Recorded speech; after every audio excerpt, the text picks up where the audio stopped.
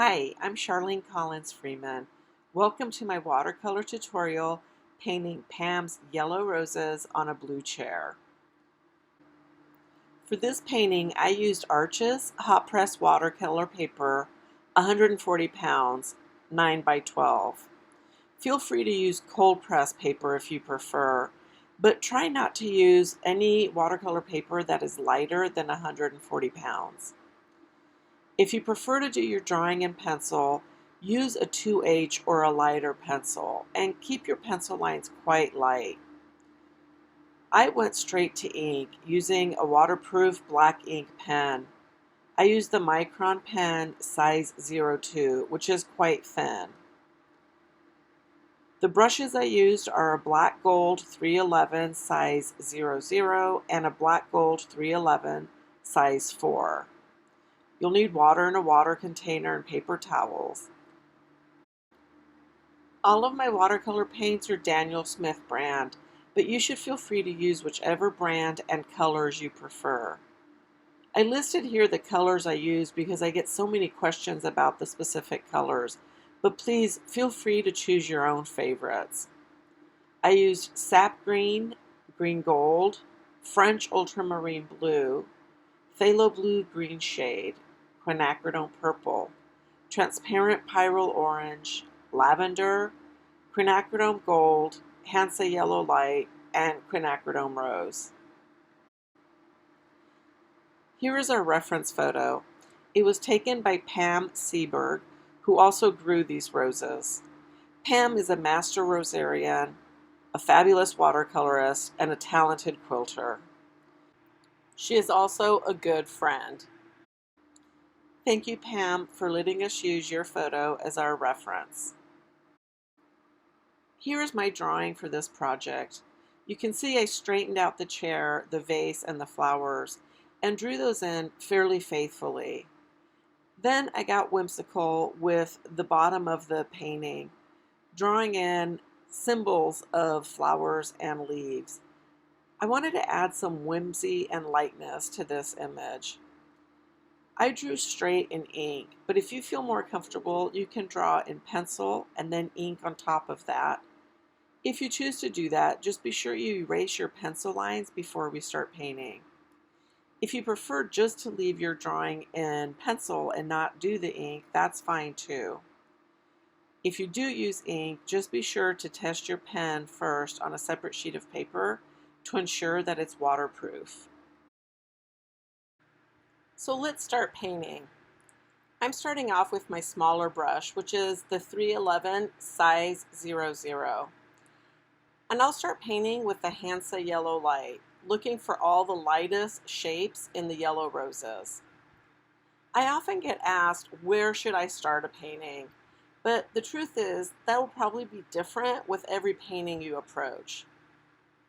Generally speaking, in watercolors, it's good to paint in all your light colors first and then work towards the darks. Since watercolor is a transparent medium, it's really hard, if not impossible, to paint a light color on top of a dark and have it show up. So I'm starting off with the Hansa yellow light, which is the lightest color I'll be using in this painting. And you can see I started off with that yellow rose that is on the top left corner. It is the lightest.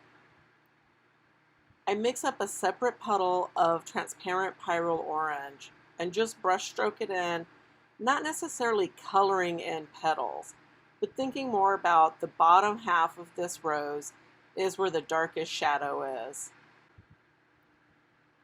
I can come in later and move that paint around, but I want to give it a chance to soak into the paper. So I move over to another flower. Again, I'm picking the roses that I see as the lightest value in the bouquet. The water consistency in my paint is about the consistency of milk. And now that that paint, the orange, has had a chance to soak in, you can see how much lighter it has gotten already.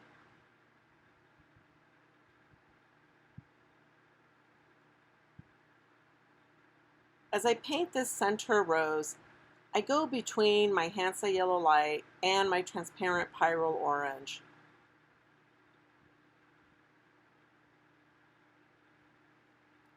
Try not to color in the shapes you drew as if you were approaching this as a coloring book exercise. Let the paint flow beyond those ink lines. The drawing will hold together because of that strong ink drawing underneath it. But it'll also have more spontaneity and looseness to it if you paint right across those lines. I'm picking up more of that color now. Transparent Pyrrole Orange, Hansa Yellow Light, and the third puddle you see on my palette is Quinacridone Gold. Even though all of these flowers will blend together as I get them painted in, I'm painting them in separately. If I painted them all in at once, like one big yellow circle with some dots of Quinacridone Gold and transparent Pyrrole Orange, I wouldn't get a really good distinction between the flowers. And I want them to look like distinct roses and not one big yellow rose in this vase. I guess that's not a vase, that's a pitcher.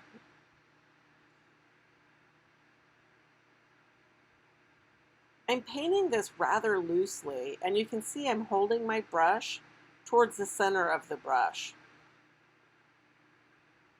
If you hold your brush really close to the bristles, chances are you're using it more as a pencil and drawing in instead of painting in these shapes. So if you like the idea of a looser look in your painting, try to hold the brush farther back.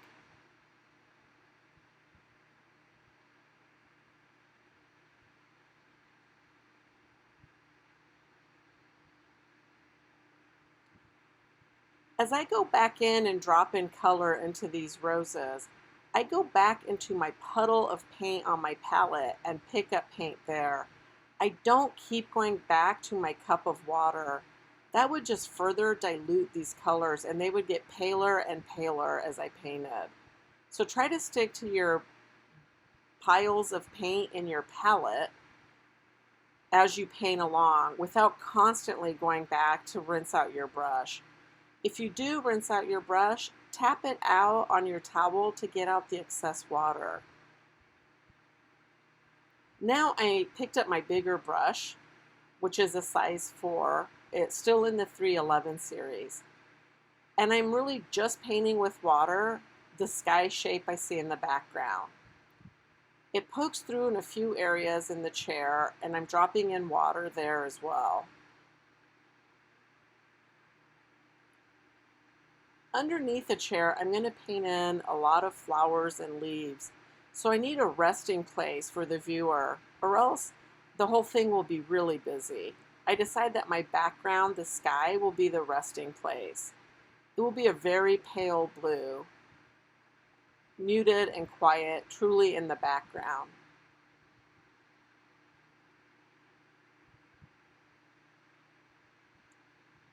I'm using Phthalo Blue Green shade, which is a really strong color, but this is very diluted. It's almost a weak tea consistency. And keep in mind that since I'm painting into water, it'll continue to dilute and fade as it dries.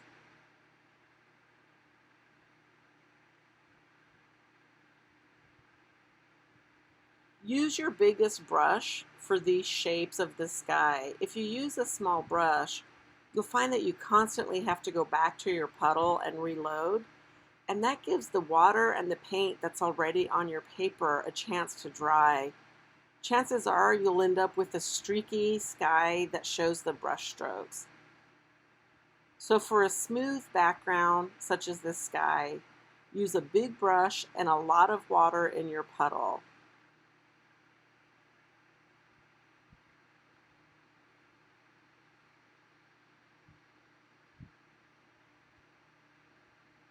I rinse out my brush, I dry it out on my towel, and then I run it along the sides of the paper where I see a bead of water and paint collecting.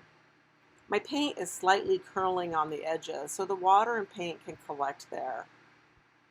By running my dry brush along that edge, I pick up that extra water. If not, you might run the risk of creating a blossom as the sky starts to dry and that edge remains wet. Now I'm adding French ultramarine blue into what's left of that phthalo blue. And I'm painting in very loosely the design I see on the picture. I'm purposely painting outside of my lines.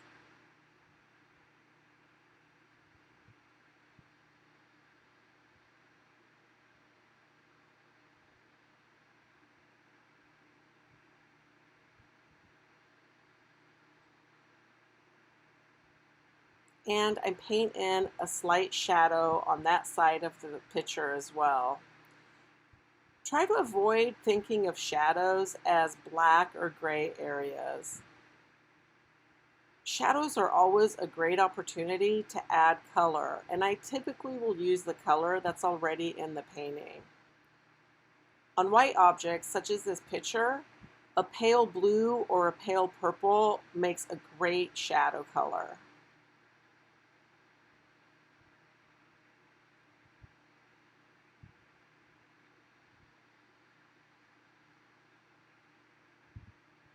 If you're painting the blue pattern on the picture close to your yellow roses like I've done, just be sure that the roses are dry before you touch any blue paint next to them, or you'll find that your roses are turning green once the blue mixes in.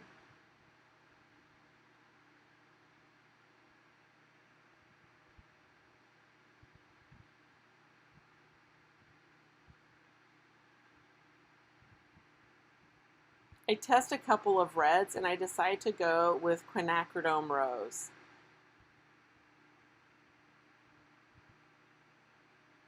Again, I'm painting these flower shapes in pretty loosely, and I'm hopping around my drawings of them. I'll even paint some in where I didn't draw them in ink.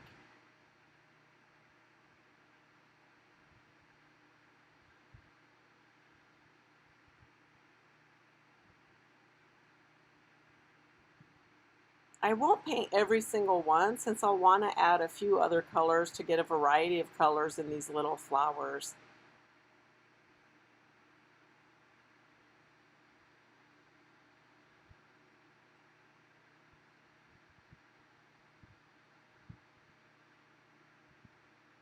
I've picked up Quinacridone Purple, and while those Quinacridone Rose flowers are still slightly wet, I touch the center with my Quinacridone Purple.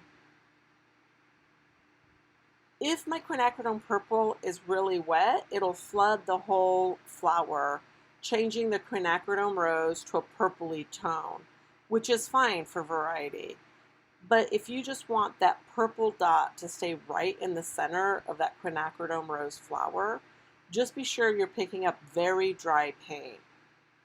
If you touch really dry paint into a wet area, it tends to move very little. While I have that Quinacridone Purple on my brush, I paint in a few of the other flowers. I've sped up the video considerably, as what I'm doing is the same technique over and over again. I'm keeping my paint a watery to a milky consistency, and I'm just hopping around making these up. Sometimes I dip my brush into the Quinacridone Rose, sometimes into the Quinacridone Purple. Often I don't even rinse out the brush between dipping between the different flowers. I let the colors also mix on my brush and on the paper. I've slowed down the video to show you that here I'm painting in with a very opaque watercolor called Lavender. These are the taller flowers I drew in the back. And again, I'm not paying a lot of attention to staying strictly within the lines.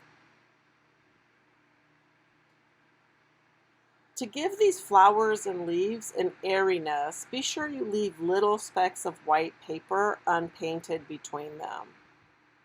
Right now there's still a lot of white, but as we start to fill in our leaf colors and more flowers, it's easy to get carried away and paint every square inch. But I found that I like my paintings more when I leave some specks of white paper peeking through these busy areas. It lightens up the scene. And here I'm just mixing that lavender into the other colors I've already been using. This creates some harmony, being sure that the lavender is mixed in to the area underneath the chair. And to tie in the yellow roses, I start adding some yellow as well. Hansa Yellow Light and Quinacridone Gold would be fine to mix in here. For the leaves and stems, I'm using green gold and sap green. If you don't have green gold, just add a touch of yellow to your sap green. The goal is really to create some variety in the greens as well as in the colors of the flowers. One thing I love about painting with green gold is that when you paint with it fairly thick, it has one color, and when you water it down, it has a dramatically different color. So I feel like painting with that and sap green, I get a huge variety in my greens. Some of these strokes I'm painting in the shape of leaves, but other strokes I'm really just filling in white areas, not being so literal about stems or leaves, but really just looking to fill up some of the white spaces.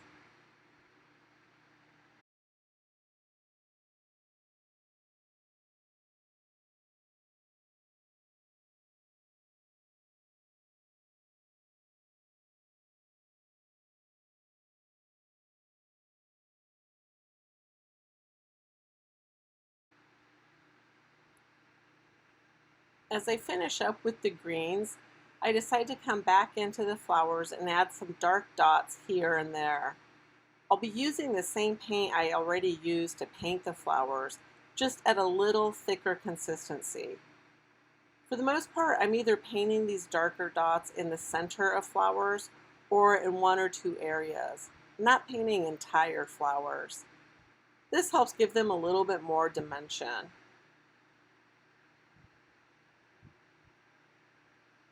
You can see how I've left a few white specks of paper on that ground cover. At this point, my yellow roses are completely dry, so I come in and I use the same two greens, green gold and sap green, to paint in the shapes of the few leaves we see poking through these full yellow roses.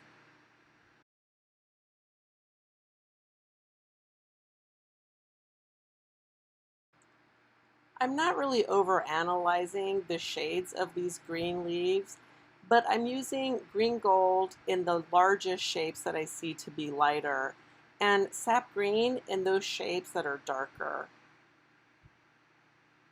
Most of all, we want that variety. It will read as three-dimensional, but that's not a big goal in this kind of a loose watercolor.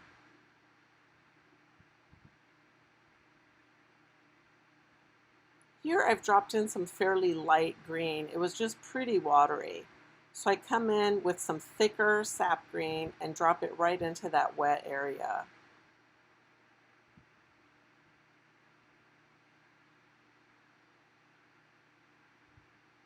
For that look of three-dimensionality, usually adding the darker greens right where the leaf starts poking out from the flowers will give you that sense of a full bouquet. And now I want to deepen up some of the color in a few of the roses. Up until this point, I've only used yellows and transparent pyrrole orange, but now I'm coming in with fairly watery Quinacridone Rose, just for a few spots of color where I see a deeper orangey pink.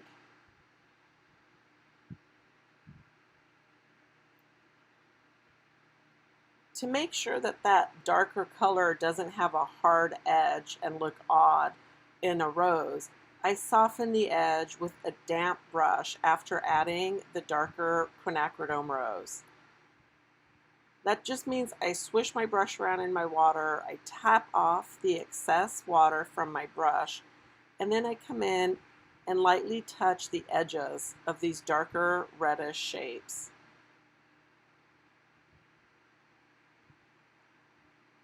That'll give that edge a nice soft transition into the yellowy or orange part of the rose, instead of a hard edge Quinacridone Rose line.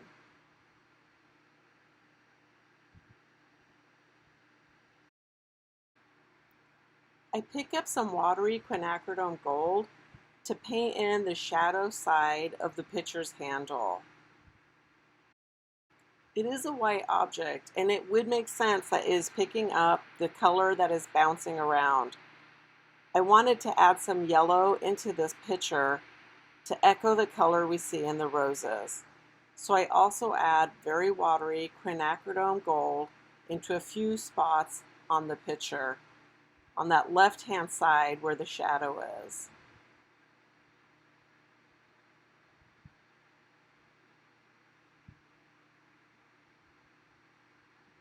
I pick up some phthalo blue green shade and repaint some of the flowers that have gotten really faded.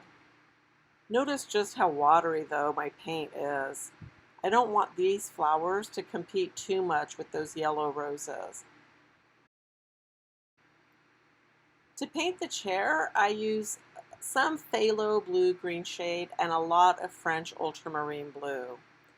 I don't worry about painting a puddle that is big enough to cover all the chair in one go. I don't mind remixing my paints, even if they look slightly different from one puddle to the second one I mix. That is just fine. I add a touch of Quinacridone Rose to this mix to give it a slightly warmer hue.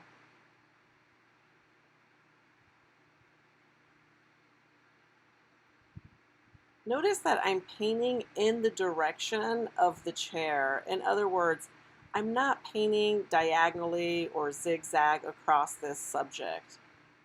I'm painting in straight lines that follow the very construction of the chair.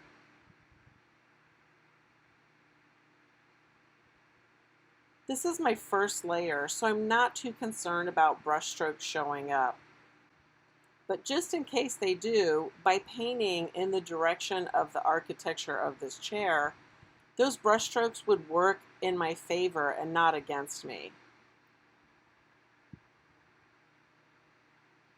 I am painting on dry paper. I did not want to paint this wet into wet because it would further dilute the blue color, and I would end up having to do even more layers on it.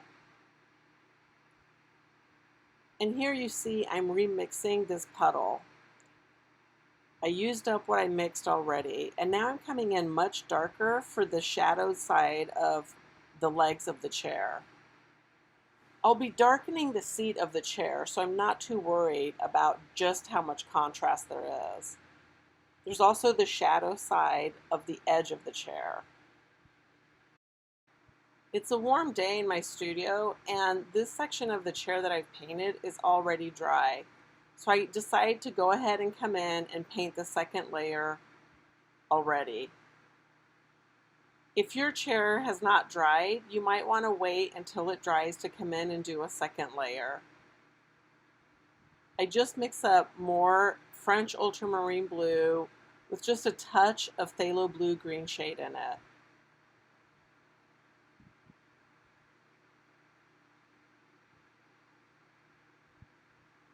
If your first layer was painted pretty dark, you may find that you don't need to come in and do this second layer.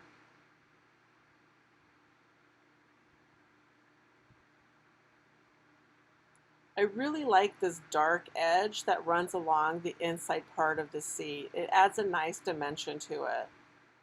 I use French ultramarine for that at a fairly dry consistency. And also we see a shadow on that front edge of the chair.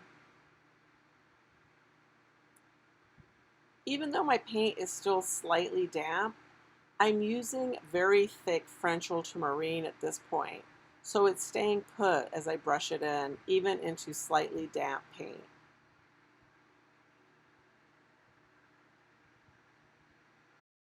I turn my painting upside down to have better access to the top of the chair, and also to avoid putting my hand into the wet paint I just put down. Always feel free to move your painting around so that you're not painting with your wrist or your hand in an awkward position. I mix another puddle of blue, and I know that for a lot of students, this really bothers them that they can't just mix one big puddle from the onset to cover the whole chair. And you really could. But if we look at that chair or most things around us, it's not exactly the same color every square inch. There is a shift in it, both from the wood fading or from the shadow and light. So I find that remixing my puddles actually gives more interest and dimension to my projects. This is, I would say, 95% French ultramarine anyway, with just a touch of phthalo blue. And if you want, you can go back and touch into the Quinacridone Rose once in a while also.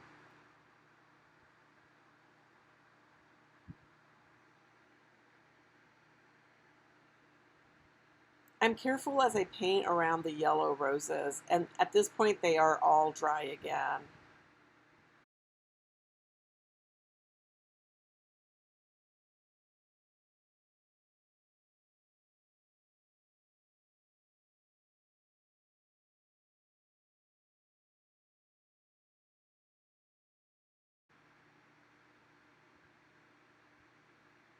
I put my painting right side right again instead of painting upside down for a few minutes to assess if my blue needs to get darker.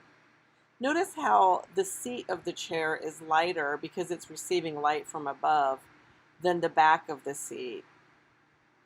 And I like that detail. It gives more interest but also more dimension. Flipped over my painting to see if I'm capturing that yet. And then I turn it back upside down, twisting it around to finish painting all the different shapes. I want to bump up the contrast between the seat of the chair and the back of the chair. So now that my chair is totally painted in, I'm going to mix up a pretty thick puddle of just French ultramarine blue and darken up the back of my chair. Maybe you already painted yours dark and you don't need to do this second layer. Always assess where your painting's at without following my steps precisely, because you might find that you don't need to do these second and third passes if you already came in and painted dark right from the start.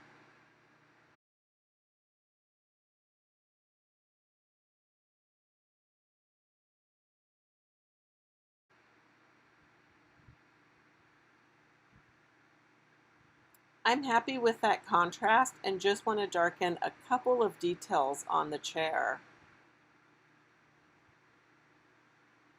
As I do that dark ledge that we see on the seat of the chair, I use the same thick consistency of French ultramarine blue to paint in a slight shadow where the picture is sitting on the chair.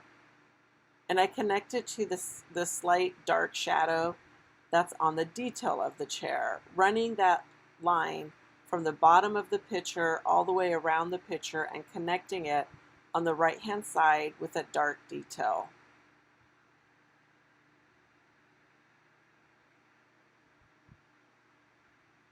With watery paint, I paint in some of the pattern that I still see on that picture. I think it washed away when I added my shadow earlier, the light yellow shadow that I added to the white picture. So I just do a few very watery touch-ups.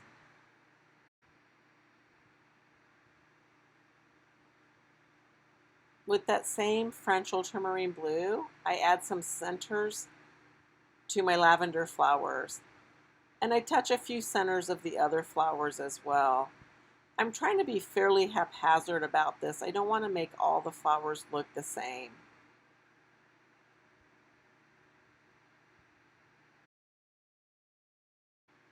At this stage, I'm just looking for the last few details I want to paint in.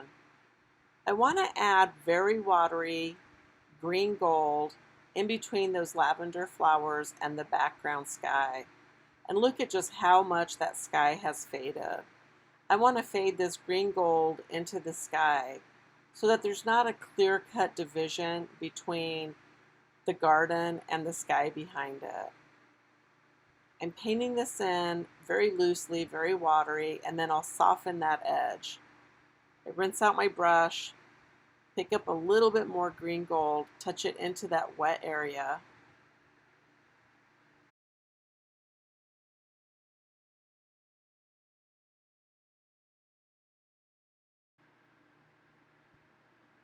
I rinse out my brush, and what you don't see is me drying it off on my towel in my left hand, and then I come in and soften that edge. I repeat the process, clean out my brush, touch it to my towel, and soften again.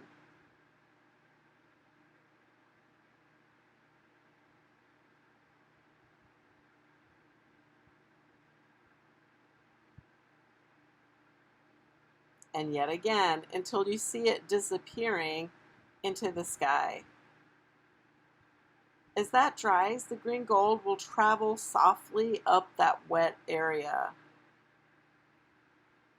I pick up some French ultramarine blue, fairly watery at this point, but thicker than the green gold I put down, and I barely touch the tip of my brush to that area, giving the suggestion of more flowers going into the distance.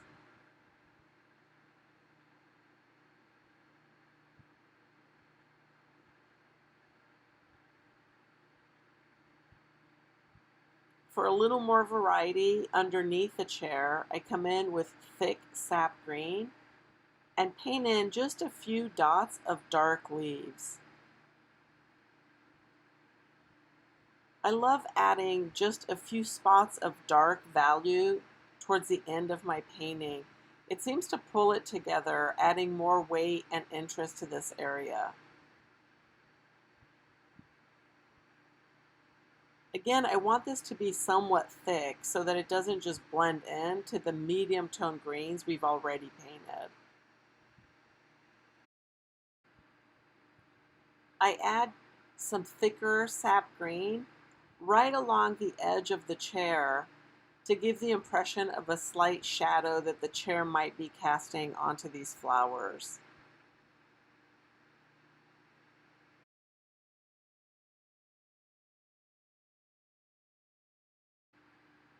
As I take one final assessment, I decide to add more quinacridone gold to a few areas in my roses to give them more body.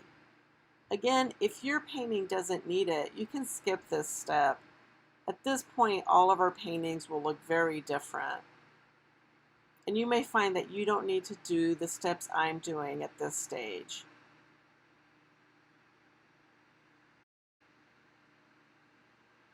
And with these final touches of Quin Gold, I'm ready to say that I'm done with Pam's yellow roses on a blue chair.